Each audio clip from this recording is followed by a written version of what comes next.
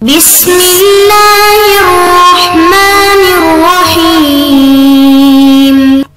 بسم اللہ الرحمن الرحیم۔ علم حدیث اور اصول حدیث کا آج سبق نمبر 39 ہے۔ آج کے سبق کا عنوان ہے حدیث مرسل خفی اور حدیث معنعن کی بحث۔ آج کے سبق میں ہم حدیث مرسل خفی اور حدیث معنعن کی تفصیل بیان کریں گے۔ اس سے پہلے سبق میں یعنی سبق نمبر 38 میں حدیث مدلس کے بارے میں تفصیل ذکر کی تھی، جس میں تدلیس کا لغوی معنی، تدلیس کی اصطلاحی تعریف، تدلیس کی اقسام اور پھر تدلیس الاسناد کی بحث اور تدلیس التسویہ کی بحث اور تدلیس الشیوخ کی بحث اور اس کے علاوہ تدلیس کا حکم، تدلیس کرنے کی وجوہات، تدلیس کی اغراض اور تدلیس کے مذموم ہونے کی وجوہات اور مدلس راوی کا حکم اور مدلس کو کیسے پہچانیں گے اور مدلسین کے بارے میں کتابیں کون سی ہے، تفصیل کے ساتھ یہ بحث ذکر کی تھی۔ اور جیسے کہ آپ کو معلوم ہے حدیث ضعیف کی بحث چل رہی تھی، حدیث مدلس بھی ضعیف کی اقسام تھی، اور جیسے کہ آپ کو معلوم ہے حدیث مردود کی اقسام چل رہی تھی۔ وہ حدیث جو ضعیف ہو اس کی دو قسمیں تھی، راوی گرا ہوا ہو یا راوی موجود ہو لیکن راوی پر جرح ہو۔ راوی گرا ہوا ہو تو پھر اس کی دو قسمیں تھی، ایک وہ ہے کہ اس کا راوی کا گرا ہونا آسانی سے معلوم ہو سکتا ہو، اس کی پھر 4 قسمیں بنائی تھی، معلق، مرسل، معضل اور منقطع۔ دوسری قسم وہ ہے کہ راوی کا گرا ہوا ہونا آسانی سے معلوم نہ ہو تو اس کی 2 قسمیں بنتی ہیں، مدلس اور مرسل خفی۔ تو پچھلے سبق میں ہم نے مدلس کے بارے میں تفصیل ذکر کی، آج کے سبق میں ہم حدیث مرسل خفی کے بارے میں بیان کریں گے۔ حدیث مرسل خفی کی تفصیل میں ہم ارسال کا لغوی معنی، مثال اور ارسال خفی کو کیسے پہچانیں گے، اس طرح مرسل خفی کا حکم کیا ہے اور مرسل خفی کے بارے میں کتابیں کون سی ہے یہ ذکر کرتے ہیں۔ تو ارسل یرسل ارسالا سے ہے مرسل، پیچھے بھی ذکر کیا تھا۔ ارسل کا معنی چھوڑنا، تو جیسے پرندہ انسان چھوڑ دیتا ہے یا ہاتھ سے کسی چیز کو چھوڑ دیتا ہے تو اس کو اطلاق اور ارسال کہتے ہیں۔ تو جو ارسال کرنے والا ہے وہ سند کو مطلق چھوڑ دیتا ہے اور اس کو متصل نہیں کرتا، اس لیے اس کو مرسل کہہ دیتے ہیں۔ اور پھر مرسل خفی اس کو کیوں کہتے ہیں؟ تو خفی جلی کے مقابلے میں ہے، جلی اس کو کہتے جو واضح ہو اور خفی اس کو کہتے جو واضح نہ ہو۔ تو چونکہ اس میں جو ارسال ہے یعنی انقطاع، راوی کا گرنا، وہ آسانی سے معلوم نہیں ہو سکتا، صرف ماہر شخص پہچان سکتا ہے، اس لیے اس کو مرسل خفی کہتے ہیں۔ تو مرسل خفی کی اصطلاحی تعریف یہ ہوئی، ان یروی عن من لقیہ او عاصرہ ما لم یسمع منہ بلفظ یحتمل السماع وغیرہ کقال، کہ شخص اس سے روایت نقل کرے جس سے اس کی ملاقات ہوئی ہو یا معاصرت ہو، وہ روایت نقل کرے جو اس سے اس نے سنی نہیں ہو، ایسے الفاظ کے ساتھ جس میں سماع اور غیر سماع کا احتمال ہو، جیسے قال۔ پیچھے ہم نے تدلیس میں بتایا کہ تدلیس اس کو کہتے ہیں کہ ایک شخص ایسے شخص سے روایت نقل کرے جو اس کا شیخ ہو اور اس سے ایسی روایت نقل کرے جو روایت اس نے سنی نہ ہو۔ اور پھر وہاں تدلیس اور مرسل خفی میں ہم نے فرق بیان کیا تھا کہ مرسل خفی اس کو کہتے ہیں کہ شخص ایسے شخص سے روایت کرے جس سے ملاقات ہوئی ہو یا معاصرت ہو، لیکن وہ اس کا مشہور شیخ نہ ہو، اور ایسی روایت نقل کرے جس میں جو اس نے سنی نہیں ہو، اور ایسے الفاظ کے ساتھ نقل کرے جس میں سماع اور عدم سماع کا احتمال ہو۔ تو بہرحال یہ مدلس اور مرسل خفی میں یہ فرق تھا۔ دونوں میں تدلیس ہوتا ہے، دونوں میں ارسال خفی ہوتا ہے کہ سامنے والے کو وہ دھوکے میں ڈالتا ہے اور پریشانی میں ڈالتا ہے کہ اس نے یہ روایت اس سے سنی ہے کہ نہیں۔ مثال کیا ہے؟ مثال یہ حدیث ہے، ابن ماجہ میں ہے، عمر ابن عبدالعزیز عقبہ بن عامر سے مرفوعاً نقل کرتے ہیں، نبی کریم صلی اللہ علیہ وسلم فرماتے رحم اللہ حارس الحرس، کہ اللہ تبارک و تعالی فوج کی پہراداری کرنے والی کی پر رحم کرے۔ تو اس میں عمر ابن عبدالعزیز عقبہ بن عامر سے نقل کرتے ہیں، اور جبکہ عمر بن عبدالعزیز کی ملاقات عقبہ بن عامر سے نہیں ہوئی، جیسے کہ علامہ مزی رحمۃ اللہ علیہ نے الاطراف میں یہ بات کی ہے۔ تو لہٰذا عمر بن عبدالعزیز کا عن کے ساتھ عقبہ بن عامر سے نقل کرنا، اس میں ارسال خفی ہے۔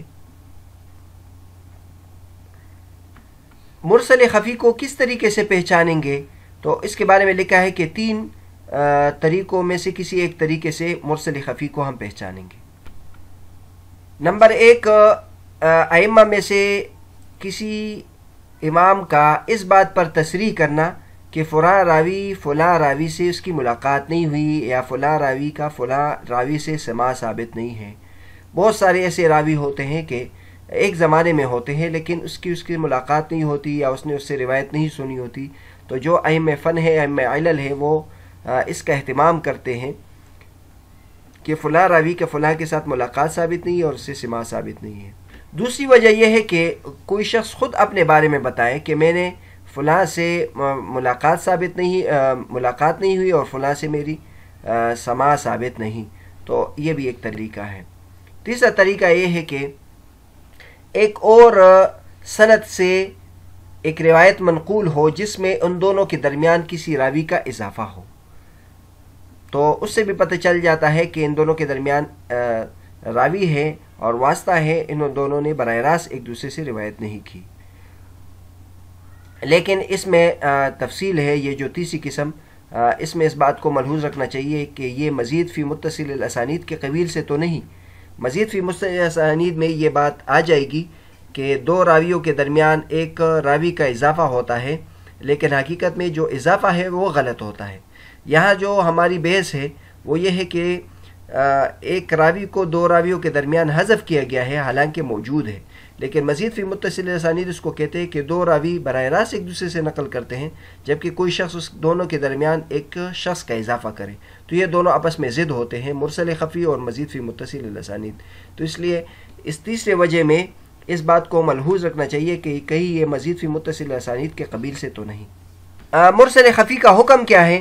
تو مرسل خفی کا حکم واضح ہے کہ یہ ضعیف ہے، کیونکہ اس میں راوی گرا ہوا ہے، اور جب راوی گرا ہوا ہے تو اس کا پتہ نہیں چلتا کہ وہ صحیح ثقہ راوی ہے یا غیر ثقہ راوی ہے، لہٰذا اس حدیث کو ضعیف میں شمار کیا جاتا ہے۔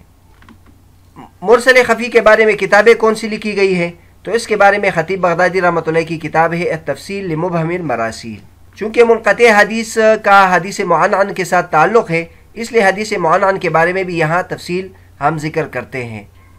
حدیث معنعن کو 2 الفاظوں سے تعبیر کیا جاتا ہے، معنعن بھی کہہ دیتے ہیں اور معنن بھی کہہ دیتے ہیں، تو ان دونوں کی تفصیل ذکر کرتے ہیں۔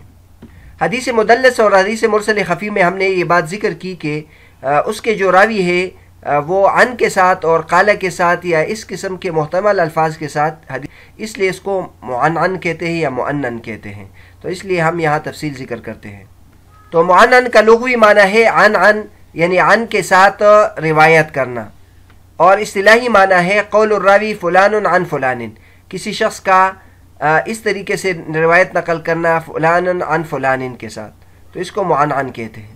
حدیث معنعن کی مثال ہے ابن ماجہ کی یہ حدیث، حدثنا عثمان بن ابی شیبہ قال حدثنا معاویہ بن ہشام قال حدثنا سفیان عن اسامہ بن زید عن عثمان بن عروہ عن عائشہ قالت قال رسول اللہ صلی اللہ علیہ وسلم ان اللہ وملائکتہ یصلون علی میامن الصفوف۔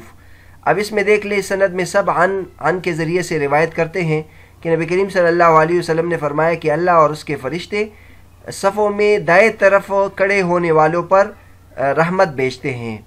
باقی حدیث معنعن کا حکم کیا ہے؟ کیا اس کو اتصال پر معمول کریں گے یا منقطع پر معمول کریں گے؟